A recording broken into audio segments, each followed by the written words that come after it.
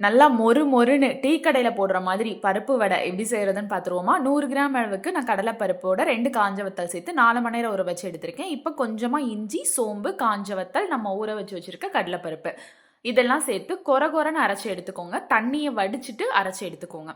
இது கூட பொடியான நறுக்குன கறிவேப்பிலை, மல்லித்தலை, பச்சை மிளகாய், பெரிய வெங்காயம், கொஞ்சமாக பெருங்காயம், இந்த வடைக்கு தேவையான உப்பு இதெல்லாமே சேர்த்து நல்லா இதை மிக்ஸ் பண்ணி எடுத்துக்கோங்க. இந்தளவு மிக்ஸ் பண்ணதுக்கப்புறம் நம்ம சட்டியில் எண்ணெய் ஊற்றி வச்சிடலாம். எண்ணெய் காஞ்சதுக்கப்புறம் அதை சின்ன சின்னதாக ரோல் பண்ணிவிட்டு இந்த மாதிரி உள்ளங்கையில் வச்சு ஒரே ஒரு ப்ரெஸ் மட்டும் பண்ணிங்கன்னா கரெக்டான பருப்பு வடை ஷேப்புக்கு வந்துடும். இப்போ நம்ம அதை ஒன்று ஒன்றா எண்ணெயில் போட்டு எடுத்துக்கலாம். கொஞ்சம் பருப்பு வடை வேகிறதுக்கு லேட் ஆகும். நல்லா சிம்லேயே வச்சு 2 பக்கமும் கலர் மாறுற அளவு நல்லா ஃப்ரை பண்ணி எடுத்துக்கோங்க. இந்தளவு ஆனதுக்கப்புறம் நம்ம எடுத்துடலாம். இதே மாதிரி உங்களுக்கு குக்கிங் வீடியோஸ்லாம் வேணும் அப்படின்னா என்னோட சேனலை லைக் பண்ணி ஷேர் பண்ணி சப்ஸ்கிரைப் பண்ணிக்கோங்க.